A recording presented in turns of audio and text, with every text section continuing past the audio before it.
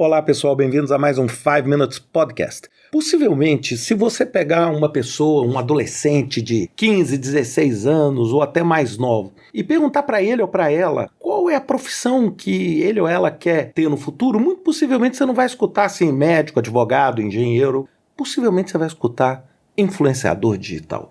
Bem, e por que isso? Isso é a essência do que a gente chama de economia da paixão ou passion economy. E eu recentemente fiz parte do painel do Drucker Challenge, que é do Global Peter Drucker Forum, onde o tema dos artigos que a gente avaliou era sobre essa economia da paixão. E o que é a economia da paixão? A economia da paixão é aquela economia que é baseada em você conseguir de alguma forma monetizar e transformar em dinheiro algo que você é apaixonado. Então, por exemplo, você é apaixonado por astronomia. Então você cria um canal no YouTube ou cria uma série de vídeos no TikTok e você consegue auferir dinheiro e viver e ter uma renda a partir da sua paixão. Bem, isso não é a mesma coisa que o que a gente chama de gig economy, que são contratos de curto prazo, contratos pequenos, etc., que são uma característica muito marcante hoje do que a gente vê desse mercado de freelancer, etc.,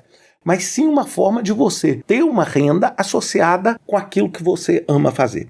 Eu estou falando muito disso porque há 2 anos atrás eu criei uma série chamada What Matters e o primeiro capítulo dessa série ele se chama Paixão. E eu disse o seguinte, que a paixão, sem dúvida nenhuma, favorece enormemente com que você conquiste o seu trabalho. Por exemplo, uma coisa que facilita muitíssimo a minha vida e o meu trabalho é porque eu trabalho com gerenciamento de projetos e essa é uma disciplina que eu simplesmente amo. Que é essa disciplina de transformar ideias que estão no papel em realidade, independente de qual é a ideia e de qual é a realidade, mas você conseguir materializar coisas é uma coisa que me agrada muito. Eu, desde criança, gostava muito disso e eu consegui transformar isso em uma profissão, em um trabalho e em uma forma, com um meio de vida.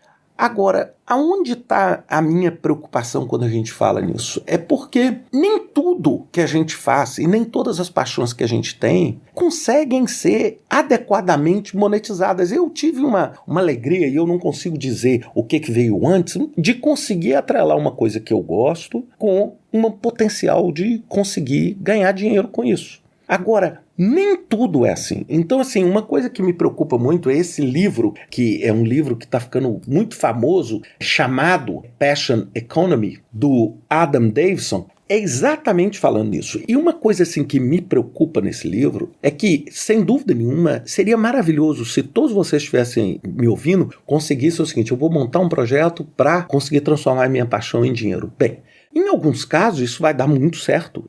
Agora, na maioria das vezes, isso é um desafio. E a gente, na maior parte das vezes, associa essa economia da paixão à tecnologia, às redes sociais, etc. E eu queria dizer o seguinte, poxa, eu, por exemplo, tenho um canal no YouTube, etc. Bem, e vocês me perguntam assim, Ricardo, você consegue viver do seu canal do YouTube? Nunca, jamais, em hipótese alguma. E eu não tenho um canal assim absolutamente irrelevante.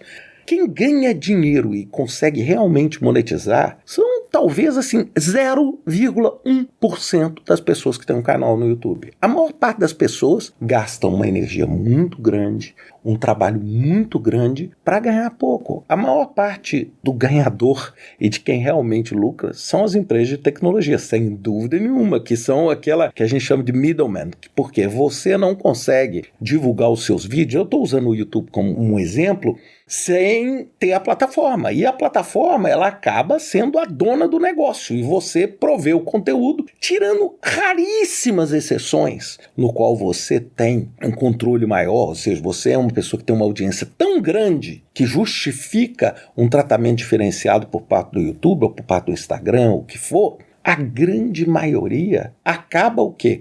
se tornando refém disso, e isso gera um risco enorme. E foram esses os artigos que eu tive a oportunidade de ler que me chamaram mais a atenção. Então, o que eu queria dizer para vocês é que quando você, por exemplo, tem um processo de inovação, quando você está montando um projeto, por exemplo, agora eu vou transformar minha paixão num canal, eu vou transformar aquilo que eu gosto numa coisa dedicada àquilo, que seja, gente, que seja um canal no YouTube ou que seja um OnlyFans, se o seu interesse, por exemplo, for fazer alguma coisa direcionada ao público adulto. Bem, eu não estou discutindo isso. Todos esses negócios, eles têm a sua similaridade, ou seja, você está tentando monetizar em cima de um conhecimento, de uma paixão que você tem. O que eu quero colocar é o seguinte aqui: não necessariamente essas iniciativas vão surtir esse efeito que a gente imagina avassalador, como nada na vida, como de cada 10 milhões de jogadores de futebol, vira o Cristiano Ronaldo ou vira o Messi. Ou seja, a maioria não vira. É a mesma coisa nessa economia. Então, isso é que eu queria colocar para vocês, fazer com que vocês pensem nisso, porque a maior parte das vezes, quando a gente implementa projetos, a gente implementa para quê? Para conseguir explorar um determinado nicho de mercado. E essa economia da paixão é um nicho de mercado. E é um nicho de mercado, inclusive, que eu atuo. Agora, eu não coloco todos os ovos nessa cesta, porque isso não seria inteligente, ainda mais porque dentro desse ambiente, por mais que você pareça que você é quem tem o controle dentro da perspectiva de risco, não. Na verdade, quem tem o controle é o algoritmo das redes sociais que vão impulsionar ou não o conteúdo que você criou. Pensem sempre nisso. Até semana que vem com mais um 5 Minutes Podcast.